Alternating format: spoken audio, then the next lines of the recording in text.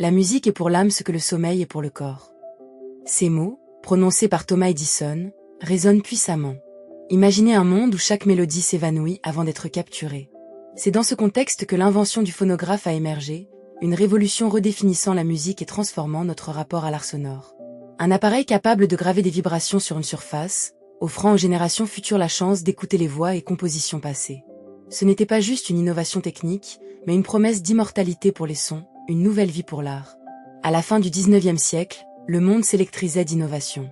L'électricité, omniprésente, transformait les vies quotidiennes. Edison, connu pour ses inventions, se tenait à un tournant. Dans cet environnement vibrant, il cherchait à capter la musique, cette essence intangible. Les Parisiens dansaient dans les cafés, les Américains écoutaient des performances en direct. Mais entendre ces moments encore et encore? Un défi audacieux, mais un rêve qui le motivait. La générosité de l'époque accompagnait les ambitions d'Edison, mais le chemin vers le succès était semé d'embûches. Scepticisme et rivalité, notamment avec Alexander Graham Bell, assombrissaient son parcours. Les premiers prototypes du phonographe, faits de métal et de papier, étaient peu concluants. Les échecs s'accumulaient, mais Edison ne se laissait pas décourager. Chaque essai le rapprochait de son objectif, créer un appareil capable de capturer la magie du son. Après plusieurs mois de travail acharné, la première démonstration publique eut lieu. Edison, nerveux et déterminé, fit tourner le disque. Les premiers sons enregistrés, un chant enfantin, s'élevèrent. Ce moment marqua le début d'une révolution sonore. Les applaudissements retentirent, annonçant une nouvelle ère où la musique pouvait se répéter et se partager. L'impact immédiat du phonographe fut explosif. L'idée même de la musique devint tangible, accessible. Les gens pouvaient revivre des performances jadis éphémères, transformant l'expérience musicale collective en un phénomène individuel. Les premiers modèles, bien que rudimentaires, avaient un potentiel immense. Edison, déterminé à perfectionner son invention, déploya des efforts considérables. L'année 1890 marqua une étape décisive avec le développement du phonographe à cylindre. Les cylindres, recouverts d'une fine couche de cire, permettaient un enregistrement plus précis et plus durable. Ce procédé d'enregistrement, bien que simple en apparence, requérait une expertise technique impressionnante. Edison passait des nuits blanches dans son atelier, entouré de matériel éparpillé, de fils électriques et d'instruments, poursuivant son rêve avec une obsession palpable. Ses yeux, souvent cernés de fatigue, témoignaient d'une passion dévorante pour la musique et l'innovation. Ses compétiteurs, comme Émile Berliner, ne tardèrent pas à entrer dans la bataille. Berliner, avec son invention du disque en 1887, proposait une alternative au cylindre d'Edison. Ce modèle, plus facile à produire et à reproduire, menaçait de reléguer le phonographe d'Edison au passé. Mais l'héritage d'Edison était déjà solidifié.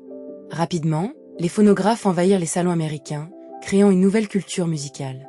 Les gens se retrouvaient autour des phonographes pour écouter les derniers succès de l'époque, transformant les soirées en concerts privés. Cependant, derrière le succès se cachait un homme en proie à des luttes. Les artistes commençaient à s'insurger contre le manque de contrôle sur leurs œuvres. Les droits d'auteur, flous à l'époque, alimentaient le mécontentement. Les musiciens, qui avaient vu leurs performances capturées et diffusées sans leur consentement, se débattaient pour retrouver leur voix dans un monde en pleine mutation. Ce conflit entre innovation et droits des artistes se renforça, créant des tensions dans l'industrie naissante de la musique. Au fil des ans, le phonographe évolua. En 1888, Edison introduisit le premier phonographe à disque, révolutionnant encore le milieu. Ces disques, plus faciles à produire, permettaient aux gens de posséder une collection musicale. Cette évolution signa le début d'une ère où l'industrie du disque commençait à s'organiser. Les entreprises de disques émergèrent, des milliers de chansons furent enregistrées, et la musique devint un produit commercial à part entière. Les gens pouvaient maintenant acheter des disques de leurs artistes préférés, transformant la musique en une industrie lucrative.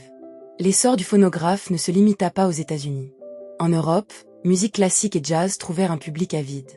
Le phonographe était un pont culturel, permettant aux gens de découvrir des genres musicaux qui leur étaient auparavant inaccessibles. Des orchestres symphoniques au cabaret de jazz, chaque enregistrement capturait un moment unique dans le temps. Imaginez un jeune homme à Paris, écoutant pour la première fois un enregistrement de jazz de Louis Armstrong. La curiosité et l'émerveillement brillent dans ses yeux alors qu'il est transporté dans un monde sonore totalement nouveau. Mais tout n'était pas rose. Les tensions entre Edison et les artistes augmentaient. Ces derniers, souvent vus comme de simples exécutants, se débattaient pour préserver leur identité artistique. La bataille pour les droits d'auteur atteignit un point critique, incitant des musiciens à revendiquer leur part des bénéfices. La question du copyright devenait un sujet brûlant, incitant une nouvelle génération d'artistes à s'organiser et à revendiquer leurs droits. Des mouvements émergèrent, plaidant pour la reconnaissance des créateurs, transformant le paysage musical au fil du temps. Les artistes, tels que Scott Joplin et ses compositions de ragtime, se battirent pour que leur musique soit reconnue comme une forme d'art digne de respect et de compensation. Les années passèrent et le phonographe continua de se transformer. Les avancées technologiques apportèrent des innovations comme le gramophone. En 1895, le gramophone de Berliner, qui utilisait des disques plats, devint rapidement populaire. Les sons étaient plus clairs, et l'expérience d'écoute s'améliorait considérablement. Edison, visionnaire incompris, faisait face à des défis. Sa gestion de l'entreprise ne plaisait pas toujours aux artistes. La concurrence avec Berliner et d'autres innovateurs s'intensifiait. L'ironie de son invention, censée apporter joie et harmonie, catalysait souvent des tensions dans le milieu musical. Les soirées où l'on écoutait Edison devenaient des lieux de débat passionnés sur l'art, le commerce et la culture. Derrière la façade de succès, Edison ressentait parfois le poids de son héritage. Dans son atelier, il griffonnait des idées sur des morceaux de papier, réfléchissant à la manière d'améliorer son invention tout en étant conscient des critiques des artistes. Dans un moment de réflexion, il aurait pu murmurer à lui-même « Je voulais capturer la beauté, pas la déformer ». Ce dilemme interne le hantait. Les sons qu'il avait enregistrés, bien que merveilleux, étaient souvent source de disputes, et lui, le créateur, se retrouvait piégé entre l'art et l'industrie. Cependant, l'héritage d'Edison perdura. Son phonographe devint un symbole de la lutte pour la reconnaissance artistique. Les sons capturés résonnent encore aujourd'hui, témoignant de l'innovation audacieuse d'un homme dont le nom est gravé dans l'histoire de la musique. Les salles de concert, autrefois le sanctuaire des performances éphémères, étaient désormais complétées par des appareils à la maison, permettant à chacun de découvrir les merveilles de la musique à tout moment.